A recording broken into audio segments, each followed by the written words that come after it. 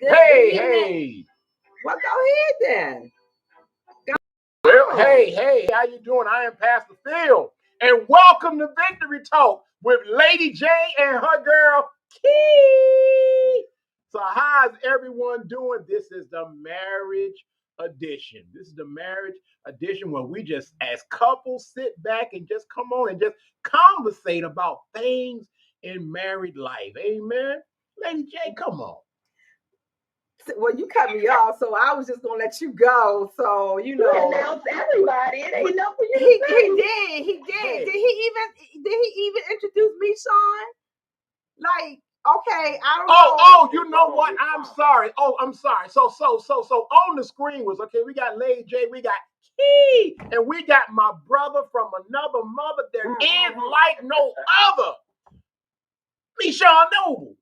We're gonna turn this show up, bro. What's crack-a-lacking, baby? We're gonna turn it up a notch tonight. We gonna turn it up a notch. I caught the fact that they seen me looking at him crazy as soon as the daggone timer started, so y'all already know it's about to go down. But wait a minute, I gotta ask this question, right? Hey, Ronette, welcome to Victory Talk. Hey, Panetta. So I gotta ask this question. Did y'all hear the introduction he gave for me, Sean?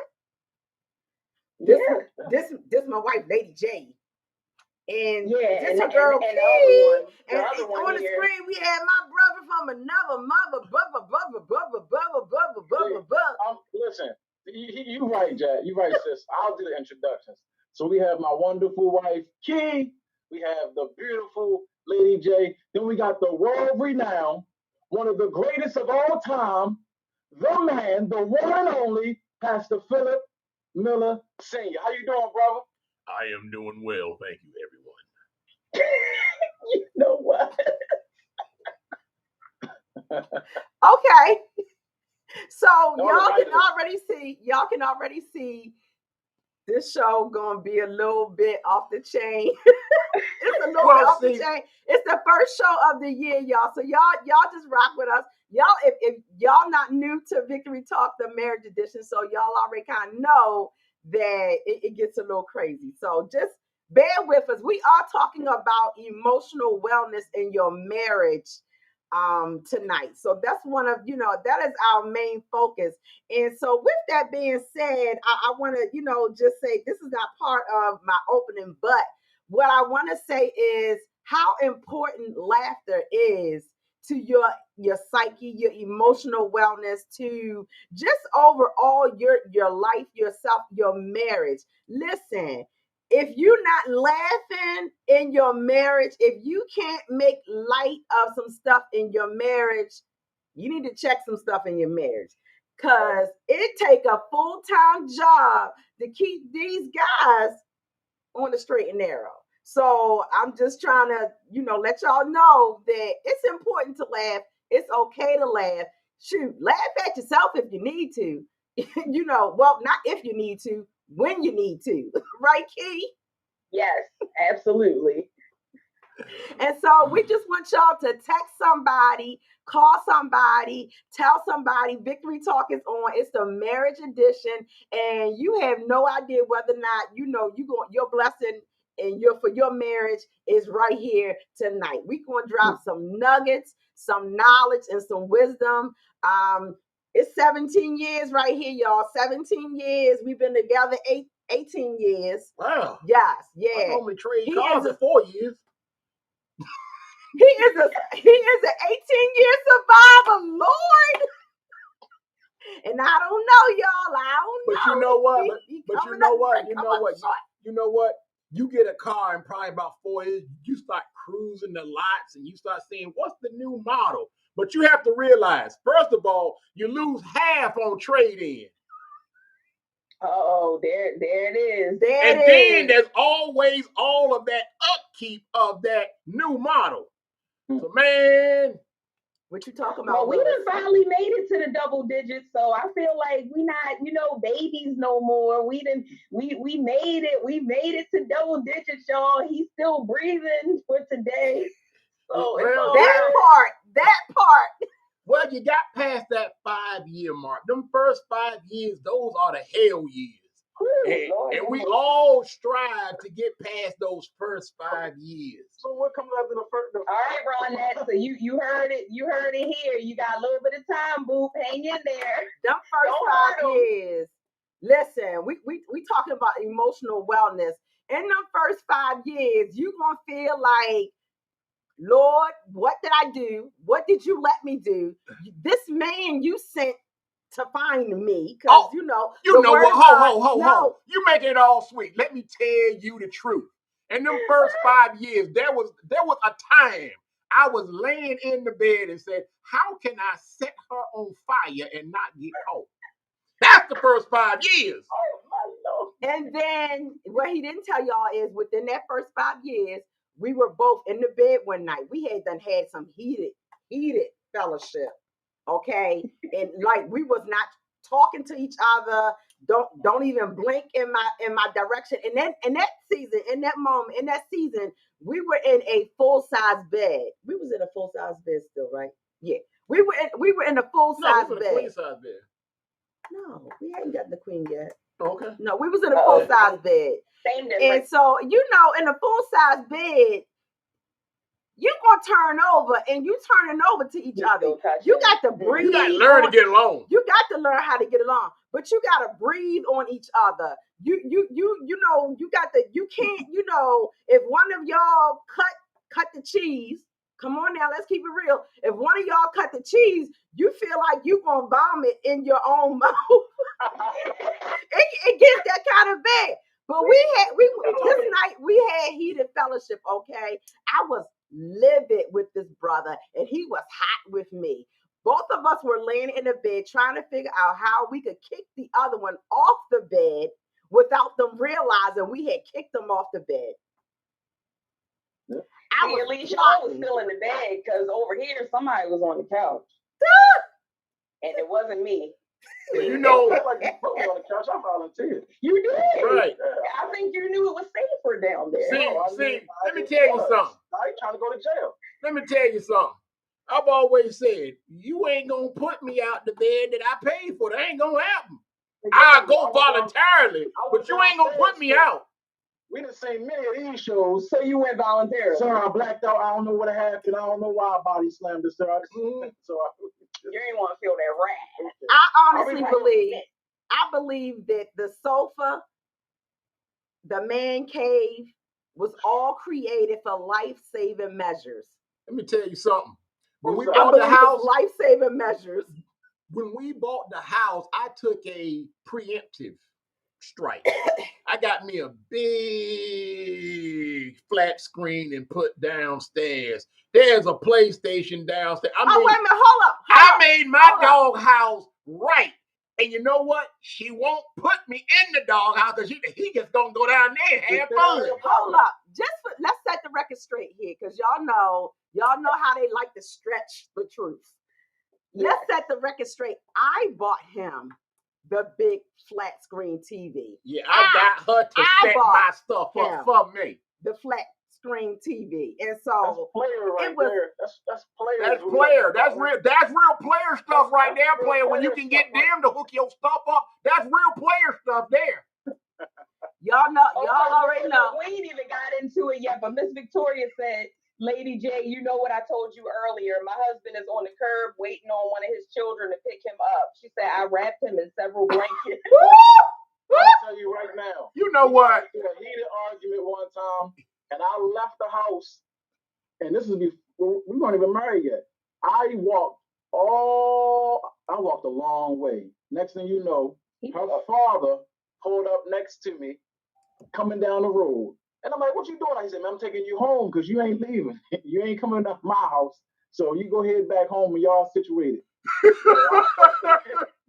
We done been there too. Yes.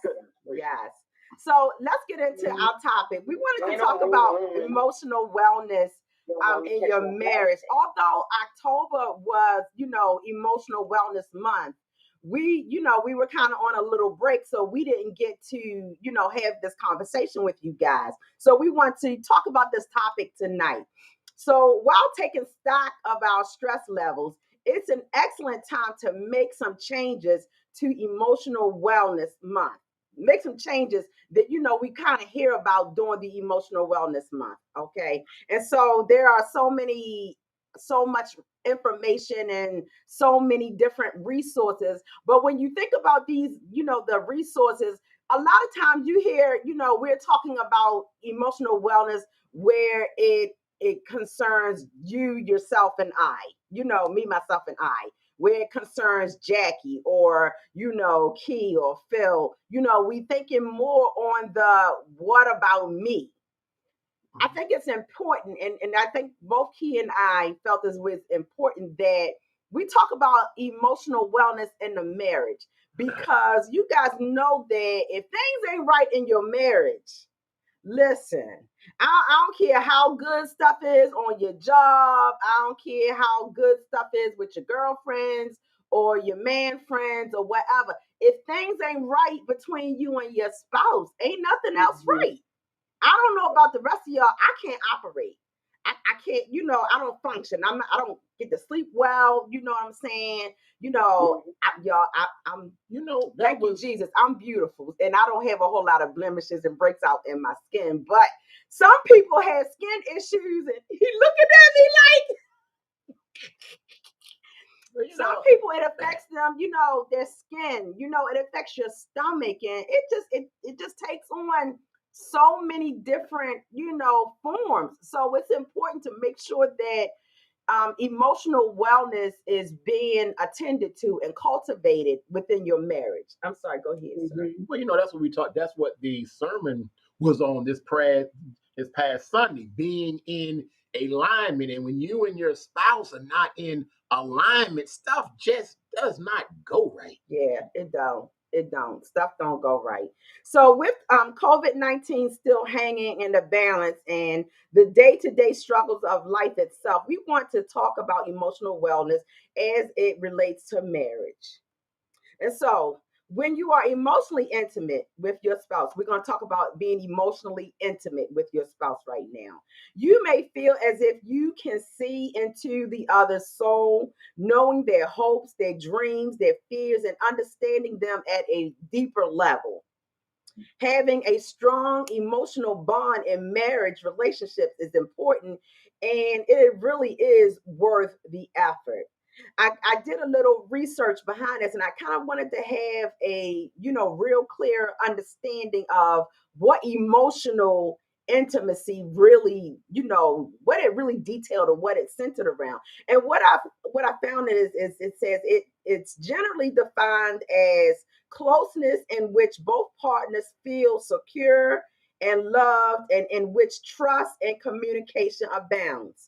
Intimacy in marriage is the ongoing, listen, y'all, it's the ongoing intentional process of fully knowing your spouse and being fully known by your spouse. Emotional intimacy is understanding what's going on the inside and being understood in the same way. So tonight, I just want to ask the question: how important do you feel it is to be emotionally intimate with your spouse? So those of you that are online, I want you guys to talk back to us, because we want to hear your point of view, because you don't know who your responses and your comments are going to bless and help them get on to their next level. So to me, Sean, and pass to Phil, because he Phil right now, y'all. He just Phil tonight. He right my now. Lovey. And Key, how important do you feel it is to be emotionally intimate with your spouse? Not everybody speak. Oh, okay. How important it is very important, because you have that thing of just you and your spouse bonding together. There's one thing that Jackie and I do, regardless of what our day is, regardless of how crazy and what thing is going on, that we're going to sit down and we're going to eat dinner together. Regardless of whatever else that goes on, that's our time. That's intentionally our time. Somebody call me, hang up. This is our time. And so that may seem like something little, but when you set that time aside, that this is our time. This is our couple. This is the time that we're going to spend together, regardless of what's going on. This is our time. Amen. So it is a very important thing, because we have that time of whatever's going on. We know at that time when we eat, regardless of the world stops, because that's our time together. Yeah, I totally agree with that. And I Michonne and I are, I want to say we're blessed enough to be equally yoked, to be on the same page. I kind of feel like we always were on the same wavelength, but we just weren't paying attention to it. We weren't as in tune and in sync with it to really realize. But, we know what each other is thinking. 99.9% of the time, we finish each other's sentences.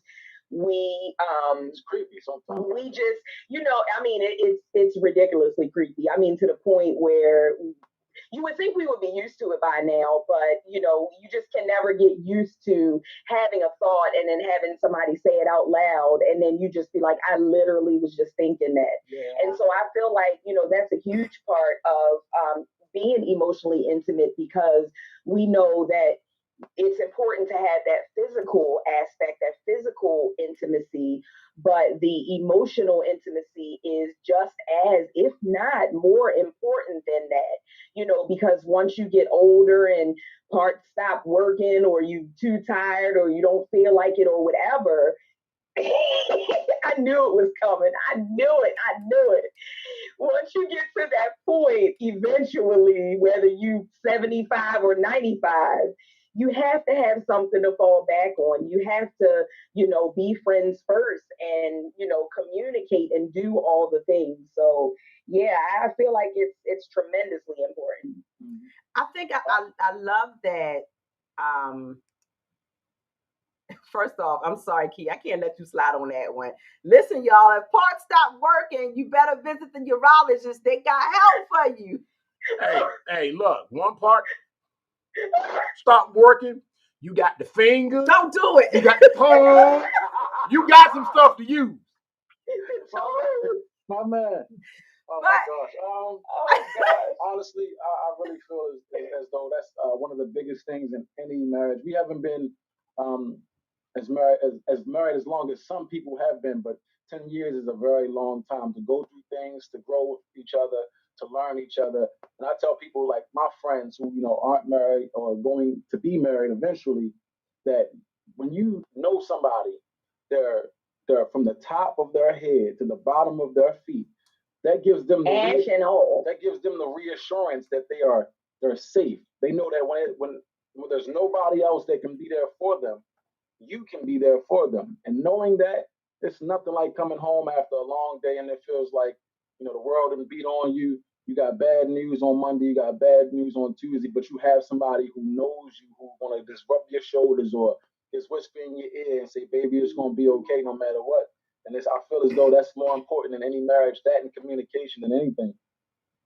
Yeah, I was gonna say that I really feel the emotional intimacy portion of your marriage is so much deeper than the physical, because it's true, you stay married long enough, there gonna be some seasons that you're gonna go through that the physical intimacy area is going to suffer, going to lack.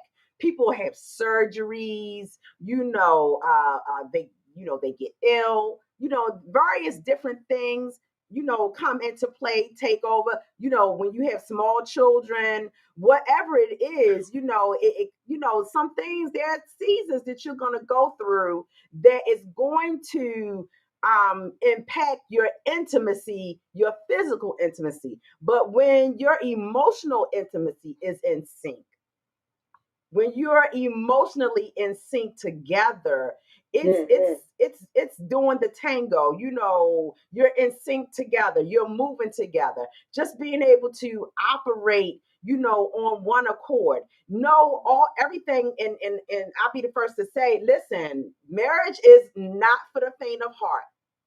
Mm-hmm. You got to come to the table. There is what you say, warfare. Phil calls marriage is warfare. warfare. There is casualties that's happened. Prisoners be taken. You take prisoners. Yeah, it's facts.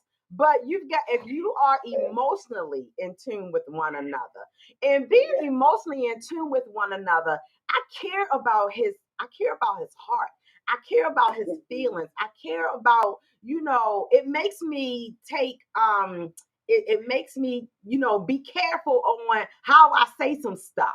It makes me, just respond in a different way. You know what I'm saying? Because sometimes, and this is to my sisters, sometimes, listen, we women, we have the spiciest tongue. We can cut our spouses from head to toe, up, down, back, sideways, get every inch of them with 2 words. And so it is important that we be intentional about how we respond, how we, just taking care of their heart, because I trust him with my heart. Mm-hmm. I wholeheartedly trust him with my heart. I trust him with my feelings. I trust him with my emotions, because I believe beyond a shadow of a doubt that this is the man that God sent to find me. And no, he's not perfect, but he is the perfect man for me. There's nobody else out there for me.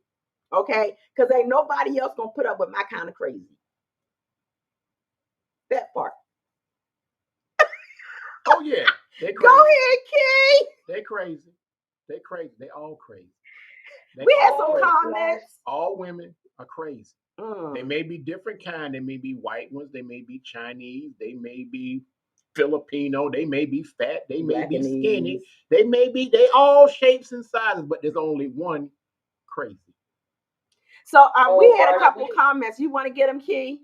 You don't have to read Victoria Green's comment. Miss Victoria said, "Preach me, Sean. Don't forget to rub them toes." And I had to read that out loud because he on camera, so he can't back out of that one. So y'all already know. It's that time. You gotta get in there. You gotta go to work on my feet. He better get that tiger bomb. Move that toe cheese out the way. Get the wait a minute. Hold up. Can I borrow your stuff? There is a toe cheese rule. There's a toe cheese rule. So when she say rub my feet and you look and there's toe cheese, Michelle, you only have to do one thing. Don't be having these people out here thinking my feet look crazy. My feet are beautiful, okay? All right, Shanae. Stop. Oh, my feet look good. Oh. Yeah. Look, is that a real thing? I know we're in a bit of conversation. But if I ever see toe cheese on her feet, Phil, you the first person I'm calling because I'm going to need pray. Why do I need to know about that? I ain't going to know what to do. Well, y'all already. Excuse me, let me get a cheese stick. You know what? Never mind. Don't give me no cheese steak. Just give me the steak. Hey, Michon. My advice is keep your eye on the feet and back slowly out of the house. Don't take your eyes off of them. You got to watch them. You got to make sure they don't come after you. And then back slowly out of the house. Cherie had a comment. You doing it now? Go ahead. Oh, I'm sorry. Cherie Brooks said, God be willing, in July, Michael and I will be celebrating 15 years. Go ahead on. Yes. And I'm just learning to be more intentional about making sure that we are both emotionally well in our marriage. Mental health matters. Yeah. But you know what? That is, hold up. Because that is a very good point, that you have to be intentional about it. It ain't nothing that happens by circumstance. That's got to be on your mind. You can't take it for granted. Mm-hmm. So that's a very good point of being intentional. And before we go to you, Key, I just want to put out there too, and this is to our spouses. Kendra, you are crazy.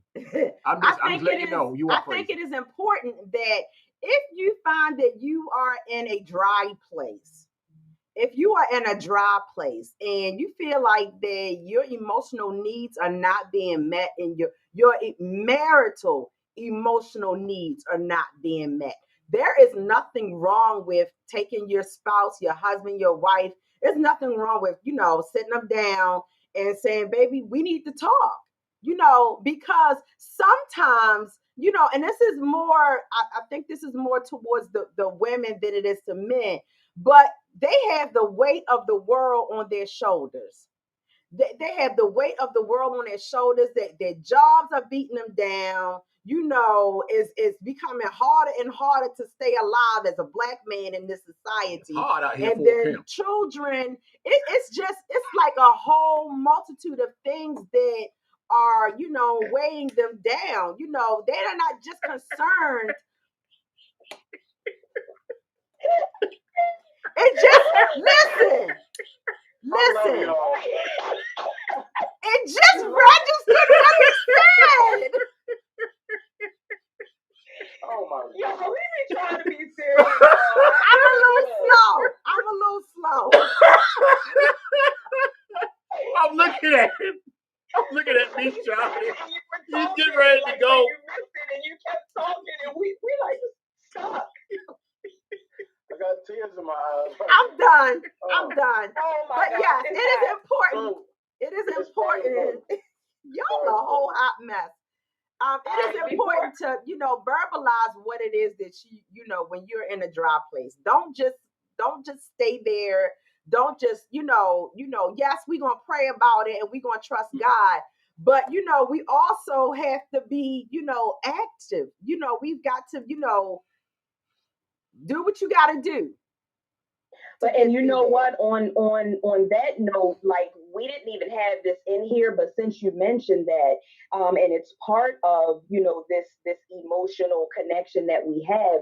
The love language thing is so serious because when you just sat there and said, it made the light bulb go off in my head. When you sat there and said, it's important for us to verbalize and say if someone is feeling like they're lacking something, because I know for a long time, and I'm still not there as much as I would like to be, but for a long time I don't know if he knew my love language. If he did, he acted like he didn't. But I knew his, but it was hard for me to do it because I just wasn't that person. Sean is very he's very affectionate. He's super duper duper affectionate. He likes to touch and feel and hug and be close all the time. And I'm not I got like Xbox. You dumb.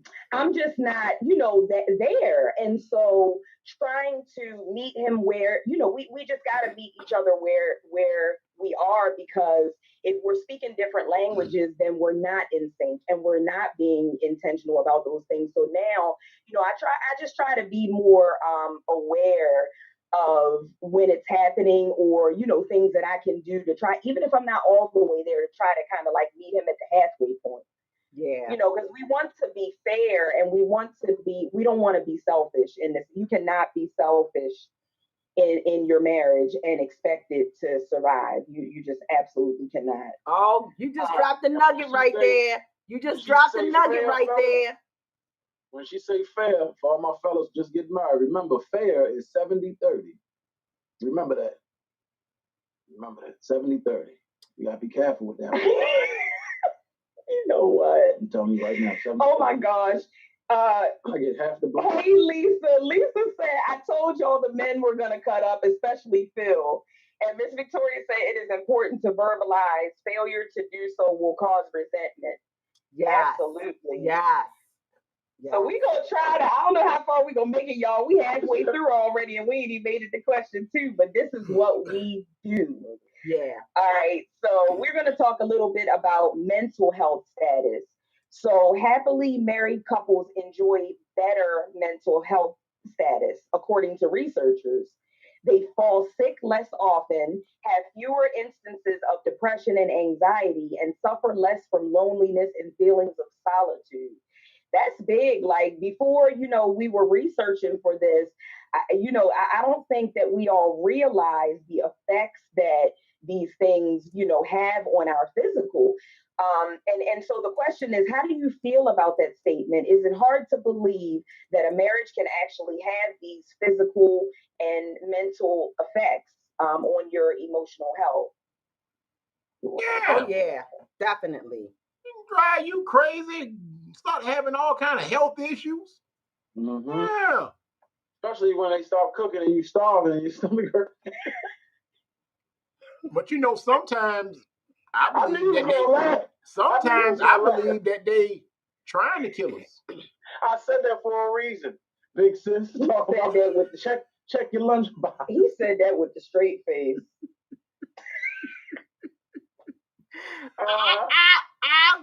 In my defense, I was learning how to get through to my spouse. And so let me tell y'all a story. What he's talking about is, and I shared this a couple weeks.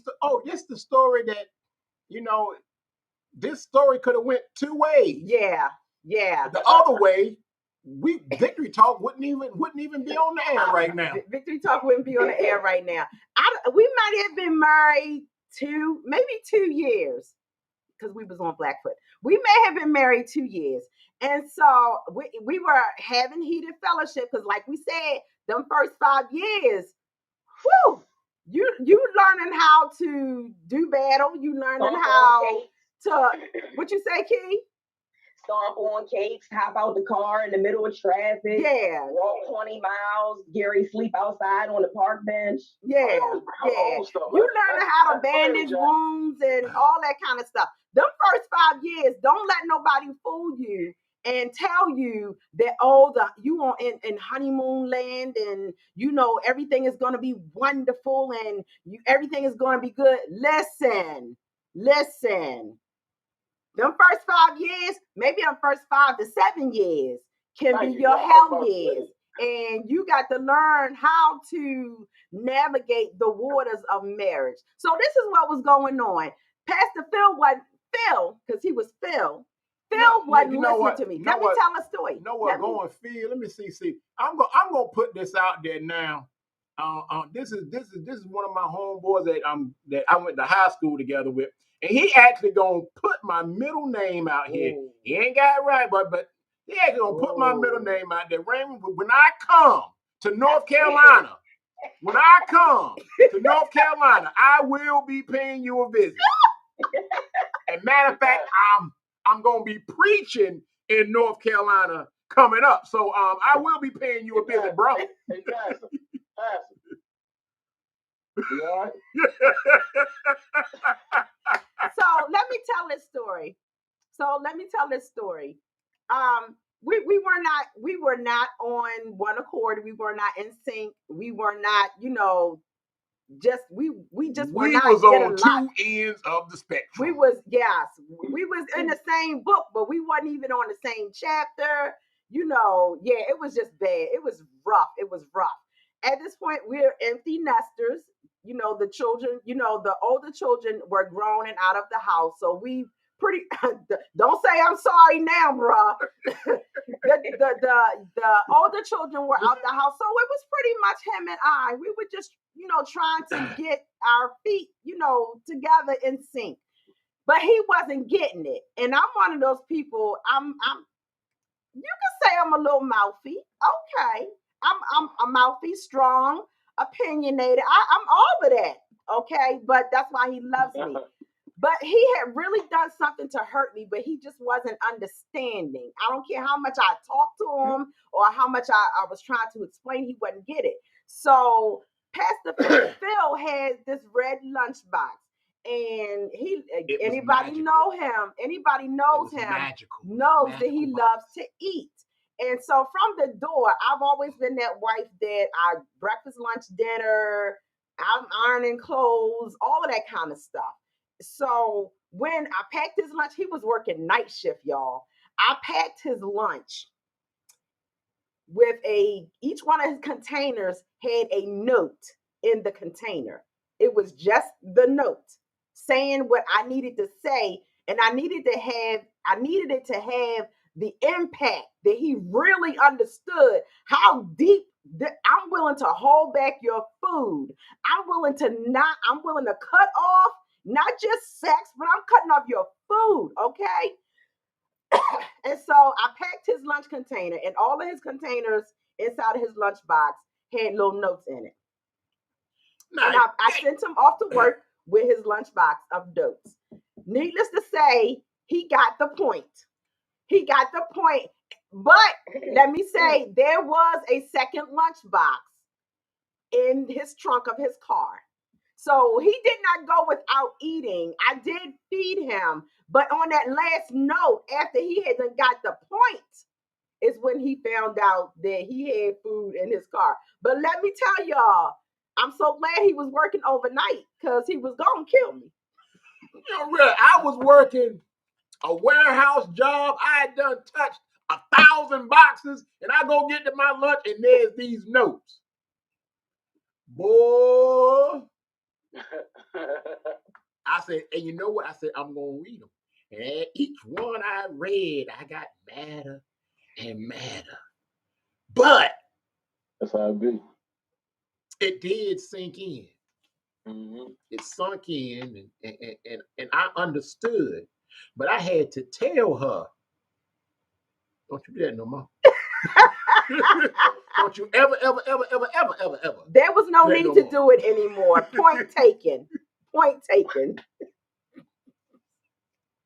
So yeah, I really do believe, Keith, that that mental health thing. It really is important that we just. Yes, he was hungry, sunshine. Yes, he was hungry. He always hungry. I don't know when he's not hungry, but it is important for us to address that mental health in our marriage, and to connect to that.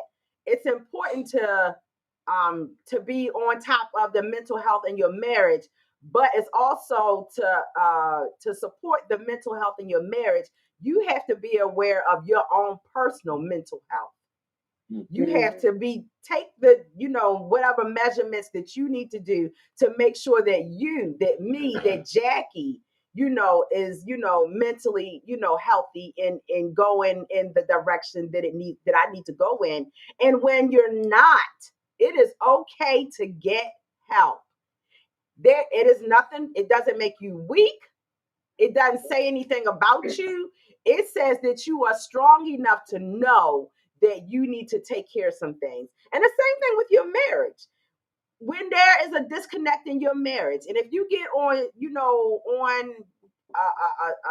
a season where you guys just can't get it together, you just no amount of argument, no amount of disagreeing, no sleeping on the couch or hanging out in a man cave.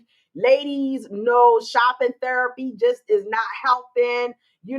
Talking to your girlfriends shopping or whatever is not helping. Listen, when you have gone down all of those roads and things still are not, you still can't get no peace and you can't get no work, get some help. Okay? Mm-hmm. Get some help, because we want to marry you. We don't want to be listening to the divorce stories and trying to keep you. So get some help, and y'all know, Pastor Phil and I, we are here. We open up our couch to anybody, whether we married you or not. But you know what? Part of getting help is not because it's not. Let me say, this is my stand on this, and I want help to confirm that I'm right. Getting help is you are opening up and saying, "Hey, we have a disconnect. There's an issue, and what can we do to fill this void?" Because a whole lot of times people will say, I want to get help, and I just want you to co-sign that I'm right. Yeah. And, I'm sorry to cut you off. I'm very transparent. All four of us are. That's why we get along so well. But I'm genuine in my approach, and I got to keep it all the way 100. We had just recently, it's been almost a year. I don't know how long it's been, but our last our marriage counseling with you guys, we were both at wit's ends, and it was to a point where I think it was a realization moment, because all of the negativity that we brought to the table and finally expelled, in that very moment, we realized how the other one actually was feeling and what we were both missing. So I'm sitting here and telling you, oh, this one, you're not doing it. And then you didn't realize what you weren't doing. And talking to someone put that in perspective. It allowed us to start looking at ourselves to get close because you can't do anything for someone else unless you're right with yourself. So I started looking at myself, he did the same, and we've been, no, none of us are perfect, but we've been in the best shape of our marriage like ever because I'm picking up at least one sock now. I graduated, at least I'll pick up one sock, but it's just it's always important to talk to somebody. Everybody doesn't want to volunteer to talk, but you have to when you really, really need help.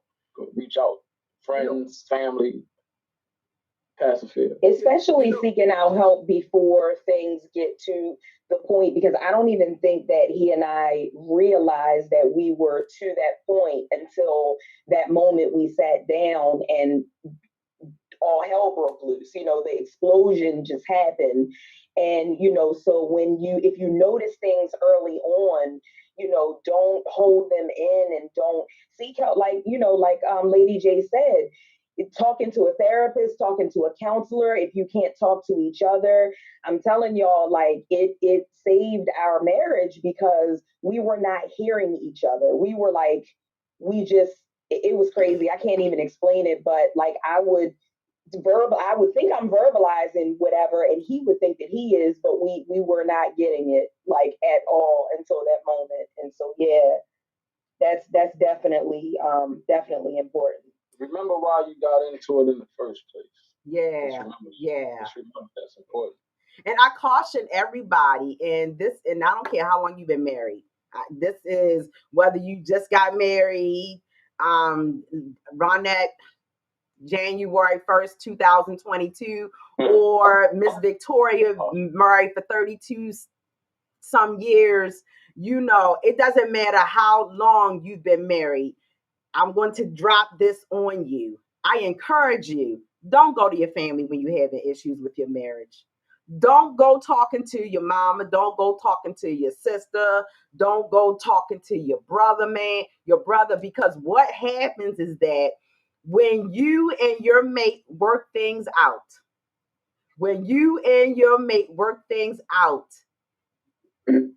your family is still going to be upset. Mm-hmm. Because naturally, your family is going to take sides. That's my sister. That's my daughter. That's my brother. You know what? Yeah. You doing them wrong. They're not going to be as easily forgiving as you are to your mate, because we're loving and we're forgiving from the heart, because that's what Christ has said of us. And when you get married and you are in love with this person, you are able to take on so much more and bear so much more of, their stuff than anybody else can. You know what I'm saying? And so your family, they're not gonna understand. They're not gonna be, they're gonna, yes, Kendra, they will still be holding a grudge. So just, find yourself somebody outside of your family, your family circle, because it will help you in the long run. The word of God says when you get married, you cleave to your spouse. You leave your mama, you leave your daddy, you leave your family, you cleave to your spouse. Where they go, you go. Where he eat, I eat. Well, not all of the stuff, but you know what I'm saying. You know what I'm saying. Yes. But you know what? There is a thing that you have to do. And okay, so we know about getting naked. You know about, when getting naked and we're going to get in the bed. We know about getting naked. But what about being emotionally naked with your spouse? Ooh. A lot of times we don't want to be emotionally naked, because then that kind of shows a vulnerability. But see, you have to be emotionally naked with your spouse. It's the only way that they're going to really and truly know you. Yeah. And that's the only person that you can be emotionally naked with.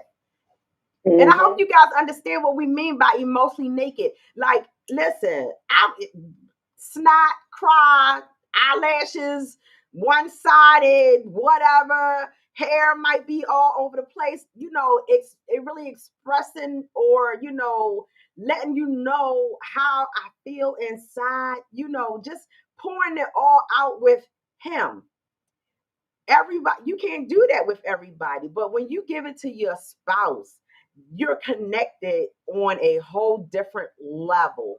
You're connected on a whole different level. I think I shared this a couple weeks ago. I was talking to someone about the loss of a parent, and I said, all my life I remember my mother saying, you know, when I'm gone, don't you cry. Don't you cry for me. Don't you cry. As long as you done right by me, as long as you know, did what you were supposed to do when I was alive, don't be standing over top of my casket over my grave crying. And so I held back tears from the time my mother passed. And I was in the room with her when she passed. Okay. I was the only child with her. I did not cry. I did not cry. I didn't meet this man until a year later. And then it was a whole nother year that we were having a conversation, and we were having a deep, heartfelt conversation. And I found myself, and we were talking about our mothers, because both of our mothers had passed. I found myself being able to emotionally release that with him. All of those years, I felt as though I could not cry at the loss of my mother or for the loss of my mother. But once this connection happened, and I knew I had did what I was supposed to do with my mother, because, you know, listen, we had our battles. I remember the time she knocked me down the steps. I jumped up and kept on doing what I needed to do. So we had our you know, time, but I did what I was supposed to do with her. So, but my crying was not necessarily because, you know, of anything that I did or didn't do. My crying was at the fact that she was no longer with me, but he allowed me to open up and release that. That's the kind of emotional nakedness that we're talking about. When we had to put our sons or leave our sons in the house and move to another house to get them to take the move in their next level and to grow. Tell the truth. I put them out, but I gave my house to go in. But listen, that did something to me. You know, as a mother, that did something to me, but I could really express how I felt about that with him. So being emotionally naked, it's important, and it will help you. It will help you. So are we gonna go to encouragement next, Key? We got time? Yeah, we got time for one more. Okay.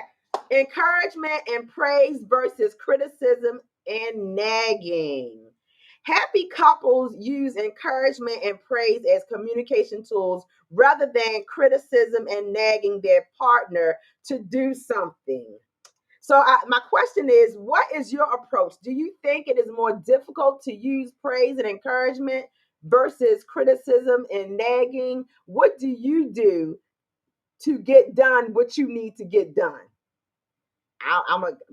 What you do, Phil? What do I do? No, it's what you do. You start with the nagging, and then you find out that the nagging don't work, and then you try reverse psychology and go with the praising. You don't start with the praising. You can just think stuff and you can just put stuff together. No. Now I asked you to do that 2 days ago. Wind it up, and then you know what you can. So you just kind of do it backwards, but it's all good. See, here's the thing. Do y'all like how he immediately went to what I do? Yeah, because my question I'm gonna tell you what I do. I come in there and say, I need you to do this for me right quick. Come on and talk to me. And she just goes, oh, and do it. How many of y'all out there believe that? Go ahead, Michon. He believed. He believed. He's a believer. Oh my gosh. It's weird because this question coincides with one of the questions that you asked earlier. You get an opportunity to see who a person truly is through both of these. Like my wife has, she has not low self-esteem, but at times she can be more hard on herself than she has to be.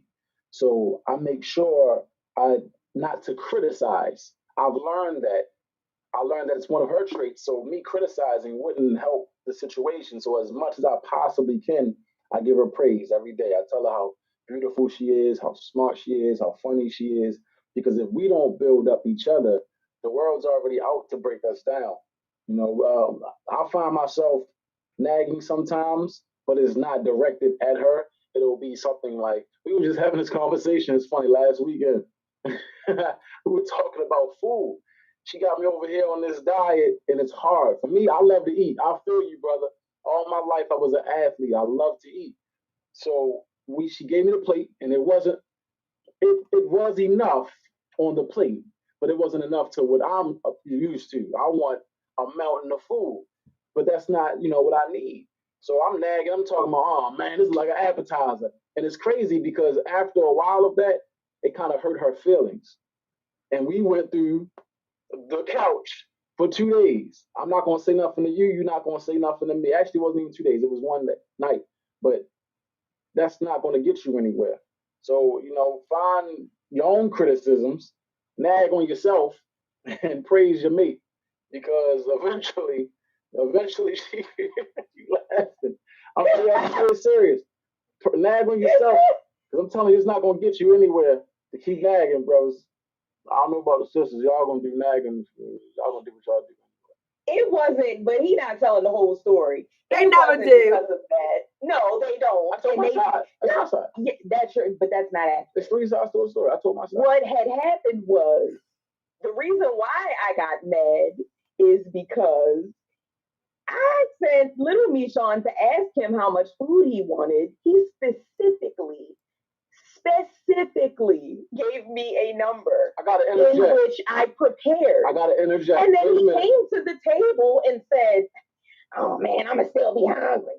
Oh man, this ain't enough. What you made, appetizers?" I didn't do all that, but at the same time, I gotta interject. She asked you did. You might not have said it like that, but yes, you did. She asked me, Sean. I was ready to flip the table. Okay, she asked me, Sean, and I said like 6, 7, 8, 9, 10, laughing, playing around. But Michon ran right back down the stairs. He said 6. He ain't hear nothing else I said. So when she made 6, I was like, man, hey, little butterfly shrimp. Hey, Phil. They were not little. How many little? They were not little. How big is a shrimp? A butterfly shrimp is quite large. No, that's a popcorn. Oh, y'all doing popcorn? Was it this big? We pescatarian that's over here. Was it this big? A butterfly shrimp. That's a prawn. Wait a minute. No. You Presbyterian. Wait a minute, Miss Victoria. Because normally, you know what? And she ain't even Miss Victoria on that one. My mama says I claim her now today because she said something that's not embarrassing to me. You don't know what she's gonna say next, though. What she said? My mama said because she wants the best for you, and she didn't type it, but she had 10 egg rolls on the counter yesterday before I left the house. So don't be getting on me about what I need to do, Miss Victoria Green. You paid. Anyway, but y'all heard him say and laughing. I was laughing and joking when I said 7, 8, 9. So you got that 6 that you asked for. And even if I would have heard you say 7, 8, 9, I wasn't. It's not worth nagging. That was too much. Just eat some cookies when she go upstairs. That's all you gotta do. I'm gonna answer my part of the question. I don't nag. I don't even like that word nagging because I feel like nag is like it's so rude. Like it's not. No, I'll politely ask you to do something, and then I'll kindly remind you. If you forget, And then I'll gently say it one more time for the people in the back. I thought this show was big. Hey. So, Kiara, just to let you know, just to enlighten you, just to put it into your space, that's nagging. It's not nagging. Define nagging. Constantly harassing someone to do something. Yep, there we That's go. not harassment. Sometimes you guys need gentle reminders. That's what they are.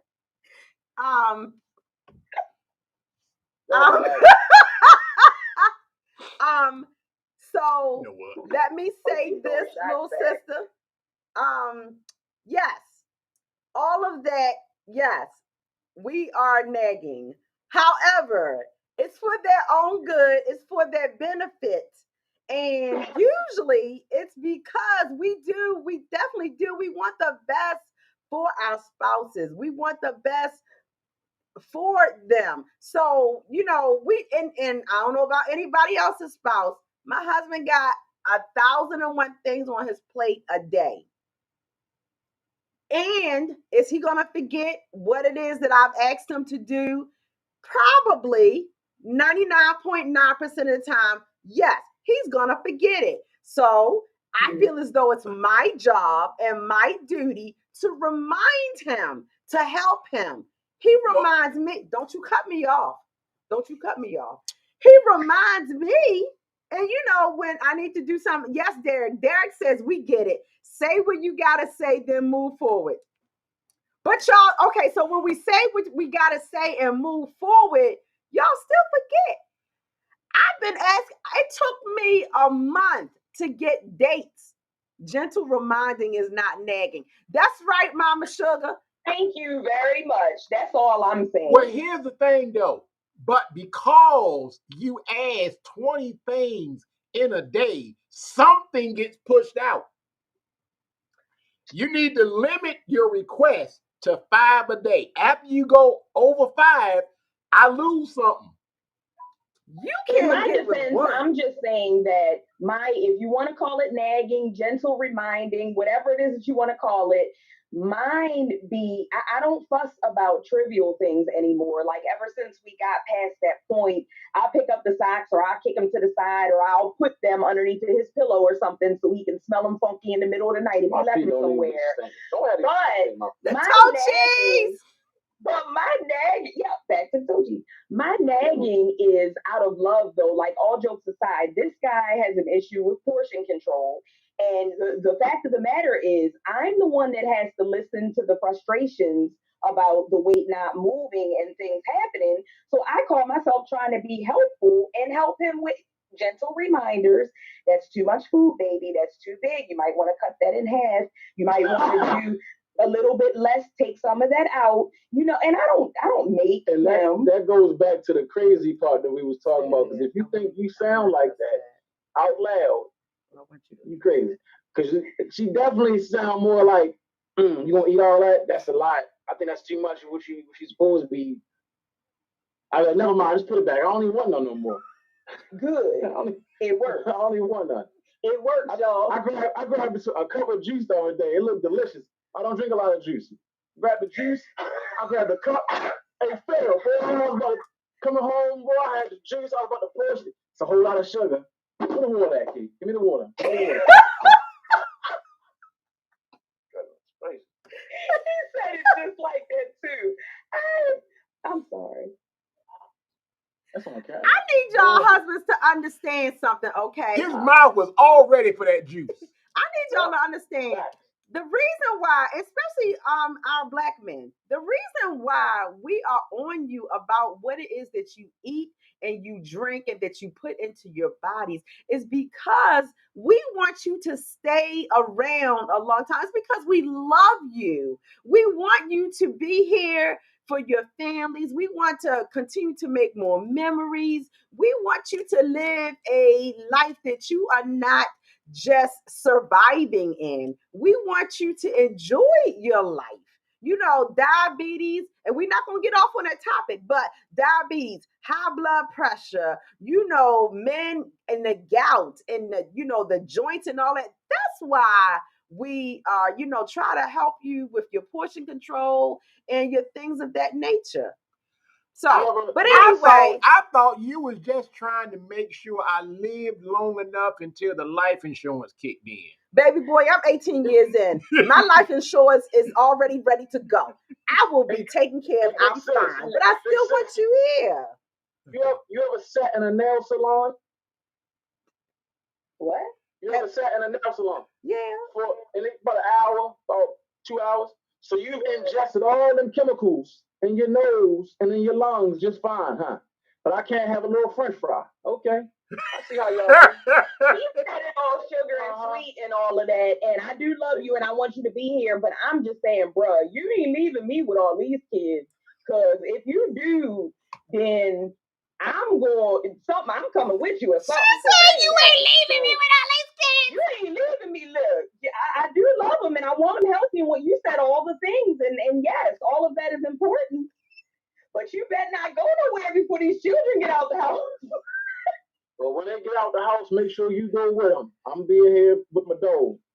But wait, real quick, y'all. I know we at the top, but I want somebody to speak onto this comment because it's back a little bit when we were talking about not telling family members when we have problems in our marriage. So Wayman Wallace said, you ladies don't think that your mothers and aunts could give you good advice if you're having problems in your marriage. What about senior elders? That is interesting. So I just kind of want to know what your thoughts are on that one because he's making a good point. Well. Can I speak? Oh, yeah, go ahead, bro. Go ahead. I feel like sometimes, well, all people, we're human beings, we're flawed. And when something gets out in the open and in the atmosphere, you cannot take it back. So if you're going through something in your marriage, remember, this is this person's heart. This is my baby. Don't nothing or nobody in the world hurt my baby. No matter what kind of information she may be able to give, she's looking through biased eyes. So no matter what you do from here on, you're putting yourself in a position to where she might not view you the same anymore after this. Go ahead and let her hear some of the conversations that you had with your wife in intimate settings. Because I know right now, when my daughter, the first time my daughter grow up and call me and say, Dad, my boyfriend, I'm going to be at the door already. How you get here, Dad? I was waiting downstairs when y'all first got in your relationship. It's tough. Kier, did you have something you wanted to say? I was just going to say, I think advice is different than, giving all the gory details. And I guess by you shaking your head, that's kind of where you were going with it too. Asking advice of these people who have probably been around and been in these marriages for oogads of years and they know all of the things. Yeah, getting advice is good. But I just think that everything, certain things should be off limits. So if it's, cheating or maybe they might have said something out of pocket, to be hurtful towards you, things of that nature, those are things that you might want to talk to like somebody else, not your family member about. Yeah. That is exactly what I was going to say. I know. That's anybody. Yeah, Keith, that's what I was going to say. I was going to speak to that. I wholeheartedly agree with you there. My aunt, who's 70, I believe my Aunt Mary is 75 or 76, somewhere in that neighborhood. And at this point, she is the matriarch of our family. And she shares marital advice. She had a wonderful marriage with my uncle Keith, who is now deceased, and she shares marital advice and tips and little things in conversations or whatever. But at the same time, I don't say, oh, Philip and I had a big blow up and what do you think I should do and this, that, and the third. I don't do that. I don't do that. And the same thing with my daughter, who's, I believe her and Torrance are coming up on 8 or 9 years married. And she does not discuss her marriage with me. She doesn't discuss her marriage with her pops, and she doesn't discuss her marriage with his family. What we did from the beginning, because we are marriage coaches. we found another couple that we know that are also marriage coaches, or our pastor who married our then pastor who married her, and we just let them know, listen, if you have marital problems, we love you, but don't come to us with it. Here's who you can go to and talk to. I'm sorry. Yeah. Miss Victoria put it out there, just like, we were trying to say. She said, they can, but it depends on the relationship. Sometimes people judge and are biased in their opinion. So, yeah. Back to Wyman said, but wait a minute. No. He said, but if you're having issues in your marriage, sooner or later it's going to spill out and they're going to find out, huh? This is true, but there's a difference in you going and talking to them and telling them what's going on. If they hear it from somewhere else or they picked it up from somewhere else, they're getting hearsay. They didn't get it from you. And at that point, you can kind of address it that, hey, that's between me and my spouse, and we got this under control. So that's what, I say to that. And he also says, but would you consider going to a totally unsaved marriage counselor for advice and trust, a total stranger with your intimate knowledge? Being a woman of God, being a Christian, the word of God says, seek wise counsel. Seek wise counsel. And so I say to that is, you make sure that whomever you are going to trust with your heart in terms of the information and the knowledge of your marriage, you want to make sure that for me, they got to be Christian. They got to be Christ-like. And not only do they have to be Christ-like, I need them to be trustworthy. And so you have to make sure that when you are doing your homework and your background and, determining who you're going to trust with that vital information, make sure you do your homework. Yeah. Get that one. Yeah. Are you going to read it? You late. There you go. Read it. Unbiased advice is what I'm concerned about. It's just interesting. Great topics. Yeah, it is some great topics. Yeah. And sometimes I do believe a unbiased point of view helps you as when you're in the midst of it. I know we at the top. I know that we are a little bit over, y'all, but I feel like that, these questions and these comments still should be addressed. Having somebody that is unbiased, somebody that's not on Jackie's side or somebody that's not on Phil's side, somebody who ain't got no skin in the game, somebody who, is not gonna, make or break, your relationship with them. If they say, oh, Jackie, you wrong, you nagging that man, you got to grant him some space, give him the opportunity to do what he needs to do. Or if it's somebody that says, well, Philip, you know what, when she needs to talk, you need to open up and allow her to express herself however she needs to. Because when you have somebody that's like that, it doesn't cost them anything, but they're honest. To be honest, them being honest doesn't sway in anybody's, direction. Mm-hmm. Yeah. All right. Correct. Seek wise. Absolutely. Totally agree. Great topic. All right. That is, Key, you closing out. You got this. Woo! All right, y'all. This was good stuff. We were talking about emotional intimacy in marriage. Very important topic. Thank you so much to everybody who tuned in tonight. We always enjoy the laughs, the chime in, the cut ups, the everything. Sometimes there's tears. Tonight there wasn't no tears. Might be some tears after the show. Psych, but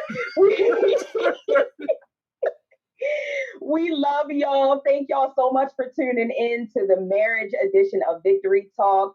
We will be right back here next Friday night with hot topics, and the fourth Friday of next month we will be back with another marriage edition. So y'all, we look forward to seeing you back here, same time, same place, next Friday night. Hot topics, y'all already know it's gonna be lit. Yeah. So happy Friday again. I don't know what is going outside anymore. I think it might be still snowing. Be careful if you're traveling. Rain. Be careful if you're traveling then, and be careful if you have to go out in the morning because that stuff is going to freeze up and over. And as we look forward to spring, we are wishing y'all good night. Love Good night, y'all. everybody. Mean it. Love y'all.